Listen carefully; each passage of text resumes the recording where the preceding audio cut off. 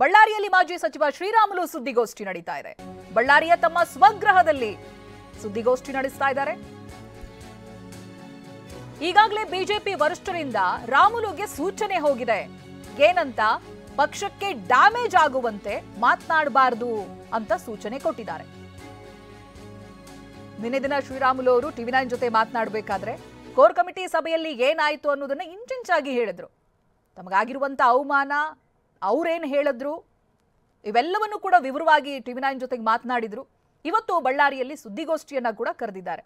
12 ಗಂಟೆಗೆ ಅಂತ ಹೇಳಿದ್ದು ತಡವಾಗಿ ನಡೀತಾ ಇದೆ. ತಮ್ಮ ಸ್ವಗೃಹದಲ್ಲಿ ಸುದ್ದಿಗೋಷ್ಠಿಯನ್ನ ನಡೆಸ್ತಾ ಇದ್ದಾರೆ. ಆದರೆ ಅದಕ್ಕೂ ಮುಂಚಿತವಾಗಿ ಬಿಜೆಪಿ ವರಿಷ್ಠರು ಶ್ರೀರಾಮುಲು ಅವರಿಗೆ ಒಂದು ಸೂಚನೆ ಕೊಟ್ಟಿದ್ದಾರೆ. ಪಕ್ಷಕ್ಕೆ ಡ್ಯಾಮೇಜ್ ಆಗುವಂತ ಯಾವುದೇ ಸ್ಟೇಟ್ಮೆಂಟ್ ಕೊಡಬಾರದು, ಮಾತನಾಡಬಾರದು ಅಂತ ಸೂಚನೆ ಕೊಟ್ಟಿದ್ದಾರೆ. ಇನ್ನು ಶ್ರೀರಾಮುಲು ಕೂಡ್ಲಿಗಿ ಕ್ಷೇತ್ರಕ್ಕೆ ಬಾರದಂತೆ ತಡೆಯುವುದಕ್ಕೆ ಗೇಮ್ ಪ್ಲಾನ್. ಬಂಗಾರು ಹನುಮಂತು ನೇತೃತ್ವದಲ್ಲಿ ಬಿಜೆಪಿ ನಾಯಕರ ರಹಸ್ಯ ಸಭೆ. ಬಿಜೆಪಿ ಎಸ್ಟಿ ಮೋರ್ಚಾ ರಾಜ್ಯಾಧ್ಯಕ್ಷ ಹಾಗೆ ಜನಾರ್ದನ್ ರೆಡ್ಡಿ ಪರಮಾಪ್ತ ಕೂಡ್ಲಿಗಿಯಲ್ಲಿ ರಾತ್ರೋರಾತ್ರಿ ಸಭೆಯನ್ನ ನಡೆಸಿರುವಂತಹ ಬಂಗಾರು ಹನುಮಂತ ರಣತಂತ್ರವನ್ನ ಹೆಣಿತಾ ಇದ್ದಾರಾ? ಮಾಜಿ ಸಚಿವ ಶ್ರೀರಾಮುಲು ವಿರುದ್ಧವಾಗಿ ಬಂಗಾರು ಹನುಮಂತು ರಣತಂತ್ರ. ಯಾವುದೇ ಕಾರಣಕ್ಕೂ ಶ್ರೀರಾಮುಲು ಕೂಡ್ಲಿಗಿ ಕ್ಷೇತ್ರಕ್ಕೆ ಬರೋದು ಬೇಡ ಅಂತ ಸ್ಥಳೀಯರಿಗೆ ಟಿಕೆಟ್ ಕೊಟ್ಟು ಕೇಳೋಣ ಅಂತ ಸಭೆಯಲ್ಲಿ ಸಮಾಲೋಚನೆಯಾಗಿದೆ. ಟಿಕೆಟ್ ಕೇಳೋಣ ಅಂತ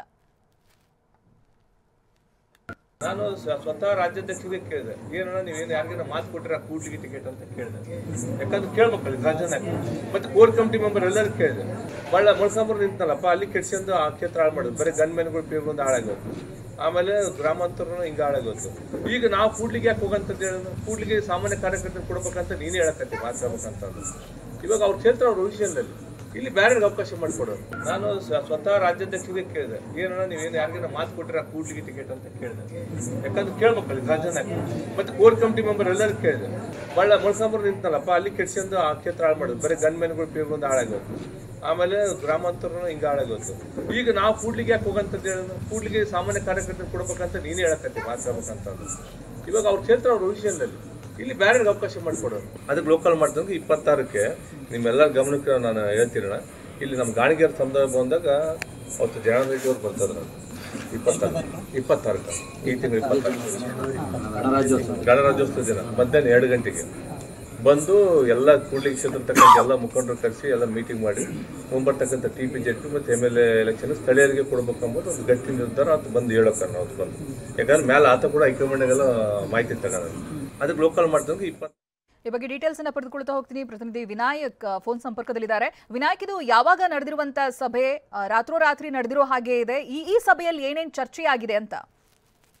ಖಂಡಿತ ಇದು ಕಳೆದ 2 ದಿನಗಳ ಹಿಂದ್ಗಡೆ ಅಂತಂದ್ರೆ ರಾಮುಲು ಅವರು ಯಾವತ್ತು ಲೋಕಸಭೆ ಮತ್ತು ವಿಧಾನಸಭೆ ಚುನಾವಣೆಯಲ್ಲಿ ಸೋಲಾದ ನಂತರದಲ್ಲಿ ಮುಂದಿನ 2028ರ ಚುನಾವಣೆ ನಿಮಿತ್ತವಾಗಿ ಅವರು ಕ್ಷೇತ್ರವನ್ನ ಹುಡುಕಾಟದಲ್ಲಿದ್ದಾರೆ. ಹೀಗಾಗಿ ಮುಂದಿನ ಚುನಾವಣೆಯಿಂದ ನಾವು ಕೂಡ್ಲಿಗಿಂದ ಸ್ಪರ್ಧೆ ಮಾಡಬೇಕು ಅಥವಾ ಗದಗದಿಂದ ಸ್ಪರ್ಧೆ ಮಾಡಬೇಕು ಅನ್ನೋ ವಿಚಾರ ಕೂಡ ಈಗಾಗಲೇ ಕ್ಷೇತ್ರದಲ್ಲಿ ಸಾಕಷ್ಟು ವಿಚಾರ ಕೂಡ ಬರ್ತಾ ಇರೋದು, ಚರ್ಚೆ ಕೂಡ ಬರ್ತಾ ಇರುವಂತ ವಿಚಾರ. ಹೀಗಾಗಿ ಪದೇ ಪದೇ ಶ್ರೀರಾಮುಲು ಕೂಡ ಕೂಡ್ಲಿಗೆ ಹೋಗುವಂತದ್ದು, ಅಲ್ಲಿರ್ತಕ್ಕಂಥ ಮುಖಂಡರನ್ನ ಸಭೆ ಮಾಡುವಂತ ಪ್ರಯತ್ನ ಕೂಡ ಮಾಡ್ತಾ ಇದ್ರು. ಆದ್ರೆ ಈ ವಿಚಾರ ಯಾವತ್ತು ಗೊತ್ತಾಯ್ತು, ಆಗ ಬಂಗಾರ ಹನುಮಂತರು ಕಳೆದ 2 ದಿನಗಳ ಹಿಂದಗಡೆ ರಾತ್ರಿ ಎಲ್ಲ ಮುಖಂಡ ಅಂದ್ರೆ ತಮ್ಮ ST ಸಮುದಾಯದ ಮುಖಂಡರಾಗಿರ್ಬೋದು ಮತ್ತು ಕೂಡ್ಲಿಗಿಯ ಭಾಗದ ಪ್ರಮುಖರಾಗಿರ್ಬೋದು ಅವೆಲ್ಲವನ್ನು ಕರೆದು ತಮ್ಮ ಒಂದು ಸಭೆಯನ್ನ ಮಾಡ್ತಾರೆ, ರಹಸ್ಯವಾಗಿ ಸಭೆಯನ್ನ ಮಾಡ್ತಾರೆ.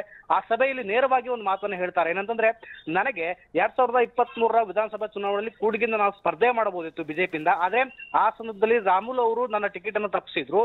ನಂತರದಲ್ಲಿ ಇವಾಗ ಸಂಡೂರಲ್ಲಿ ನನ್ನ ಸೋಲಿಗೆ ಕಾರಣ ಶ್ರೀರಾಮುಲು ಆಗಿದ್ದಾರೆ. ಹೀಗಾಗಿ STಯ ಮತ್ತೊಬ್ಬ ಯಾರೇ ನಾಯಕ ಕೂಡ ಯುವ ನಾಯಕರು ಬೆಳಿಬಾರ್ದು ಅನ್ನೋ ಉದ್ದೇಶ ಶ್ರೀರಾಮುಲು ಇದೆ.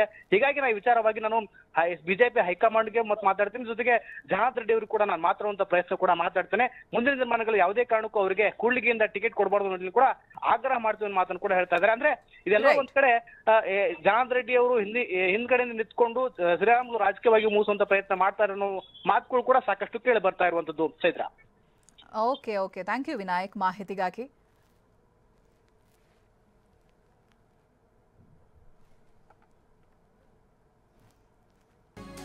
ಇದೀಗ ಬಳ್ಳಾರಿಯಲ್ಲಿ ಮಾಜಿ ಸಚಿವ ಶ್ರೀರಾಮುಲು ಸುದ್ದಿಗೋಷ್ಠಿಯನ್ನು ನಡೆಸ್ತಾ ಇದ್ದಾರೆ.